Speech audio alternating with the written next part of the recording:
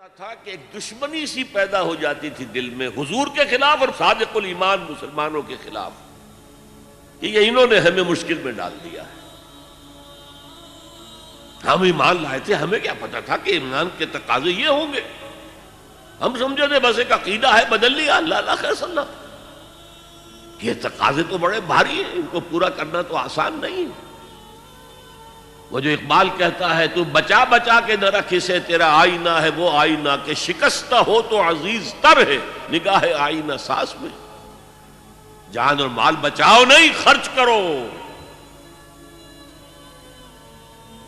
آئینہ ٹوٹا ہوا کس کو پسند آتا ہے؟ اللہ کو تو تمہاری ٹوٹی ہوئی لاش زیادہ پسند ہے بنسبت تمہارے زندہ وجود کے. حضرت حمزہ کی لاش جب آئی تھی حضور کی نگاہوں کے سامنے, ناک کٹی ہوئی ہے, کان کٹے ہوئے ہیں, پیٹ چاک کر کے کلیجہ چبایا گیا ہے. اللہ کی نگاہ میں اس کٹے پھٹے جسم کی جو قدر ہوگی اس کا ہم اندازہ نہیں کر سکتے. تو بچا بچا کے نہ رکھ اسے, تیرا آئینہ ہے وہ آئینہ کہ شکستہ ہو تو عزیز تر ہے نگاہ آئینہ ساز میں. آئینہ ساز اللہ ہے. تو ایک تو دشمنی ہو جاتی تھی رسول سے, اور اس میں ایک خاص واقعہ میں آپ کو بتا دوں.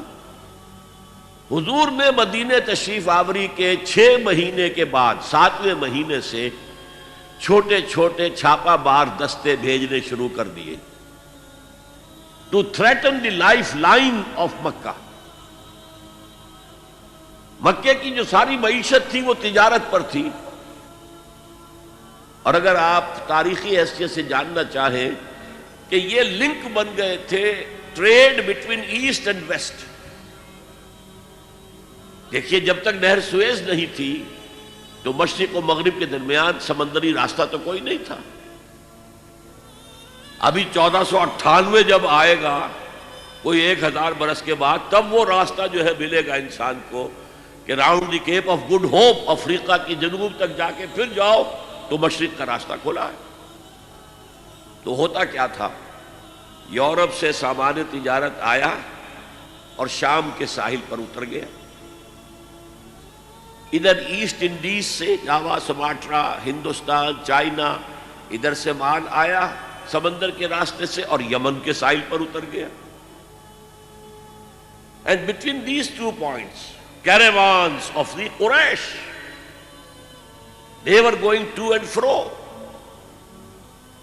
جنوب میں گئے, سردیوں کے زمانے میں وہ جاتے تھے جنوب میں, گرمی کم ہوتی تھی یمن کی طرف.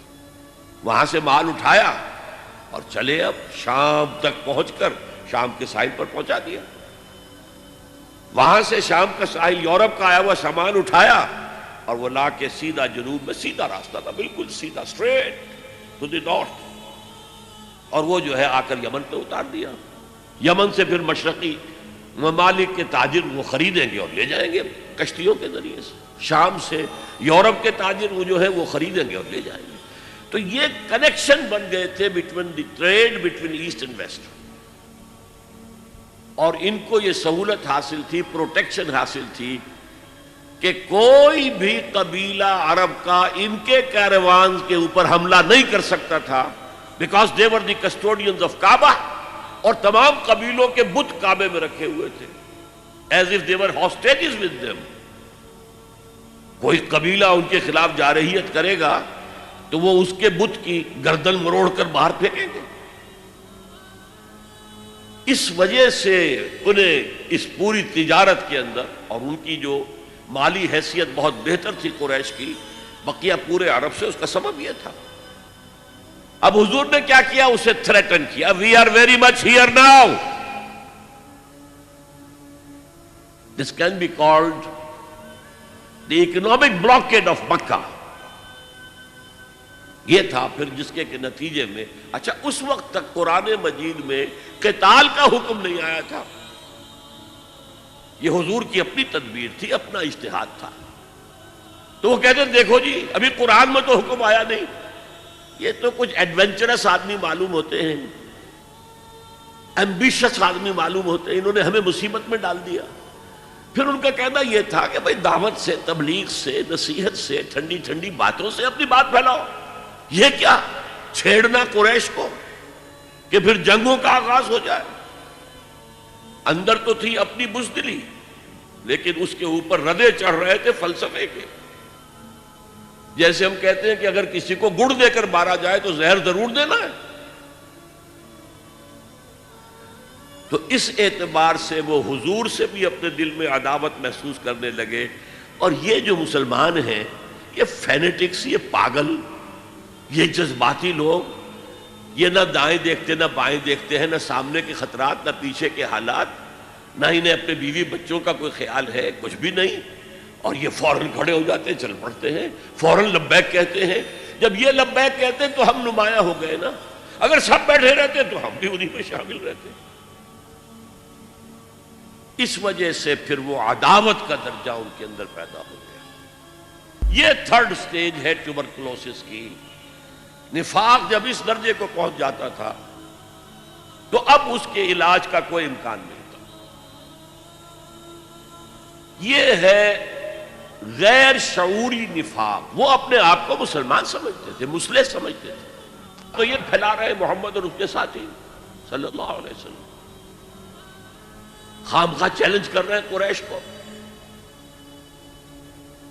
یہ انداز جیسے کہ سورہ بقرہ کے دوسرے رکوع میں ہے، وَإِذَا قِيلَ لَهُمْ لَا تُفْسِدُوا فِي الْأَرْضِ قَالُوا إِنَّمَا نَحْنُ مُصْلِحُونَ. جب ان سے کہا جاتا تھا دیکھو اللہ کے دین کو قائم کرنے کے لیے ایک جمعیت فراہم ہوئی ہے، اس کے امیر محمد ہیں صلی اللہ علیہ وسلم، اور اب عالمی اصلاح کا ایک پروگرام پیش نظر ہے، تم اس جماعتی زندگی میں رکھنا ڈال رہے ہو تو گویا کہ فساد مچا رہے ہو. وہ کہتے نہیں، ہم تو جی اصلاح چاہتے ہیں، مصلحین ہیں. یہ فساد تو تم مچا رہے ہو، جنگیں تم نے شروع کر دی ہیں. ہم تو کہتے ہیں کہ صلح کے ساتھ کام کرو اور دعوت و تبلیغ کے ذریعے سے، صرف اس مشنری زیل کے ذریعے سے اپنی بات کو پھیلاؤ. یہ تھے مدینے کے منافقین. اب چند باتیں میں اس نفاق کے ضمن میں اور عرض کر دوں. حضور نے فرمایا صلی اللہ علیہ وسلم نفاق کے بارے میں، ما خافہ الا مومن وما امنہ الا منافق. نفاق کا خوف رہتا ہے صرف صاحب ایمان کو، اور نفاق سے اپنے آپ کو محفوظ سمجھتا ہے صرف منافق. صاحب ایمان کو ہمیشہ اس فکر میں رہتے تھے ہم سے کوئی کمزوری ظاہر نہ ہو جائے، مال اور اولاد کی محبت کہیں ہمارے قدم نہ روک لے، کہیں اللہ کے ہاں ہمارا شمار منافقین میں نہ ہو جائے. کوئی چھوٹی سی تقصیر ہو گئی تو وہ بھی انہیں معلوم ہوتا تھا کہ جیسے پہاڑ ان کے سروں پر آ گیا ہے. حضور نے فرمایا کچھ لوگ ایسے ہوتے ہیں کہ اگر گناہ کر بیٹھتے ہیں تو ایسے محسوس کرتے ہیں کہ پہاڑ تلے آ گئے، اتنا بوجھ، اتنا احساس کے اوپر ثقل. اور کچھ لوگ ایسے ہوتے ہیں کہ بڑے سے بڑا گناہ کر کے بس اتنا سا احساس ہوتا ہے کہ ناک پر مکھی بیٹھ گئی کہ ہم نے یوں کیا اڑا دیا، بس اتنا احساس. وہ ضمیر نام کی اندر شے وہ بتاتی تو ہے تم نے غلط کام کیا، اس سے زیادہ نہیں، مکھی اڑا دی خلاص. تو ما امنہ الا منافق. نفاق سے اپنے آپ کو محفوظ اور مامون سمجھتا ہے صرف منافق. یہ غیر شعوری نفاق ہے نا. وہ نہیں جانتا کہ میں منافق ہوں، وہ تو کہتا ہے میں مسلم ہوں، میں محمد کے پیچھے نمازیں پڑھتا ہوں صلی اللہ علیہ وسلم، میں روزے رکھتا ہوں، اگرچہ طبیعت تو نہیں چاہتی لیکن کیا کروں، جبرن زکوٰۃ بھی دے دیتا ہوں تاکہ مسلمانوں میں شمار تو رہے. تو وہ تو اپنے آپ کو مسلمان سمجھتا تھا منافق. تو ما امنہ الا منافق وما خافہ الا مومن. مومن کو خوف رہتا ہے کہ کہیں میں نفاق کی سرحدوں کے اندر داخل نہ ہو جاؤں. هي الحلقات تحفظني بآيات من القرآن، هي الحلقات تملأني بحب المصطفى العدنان.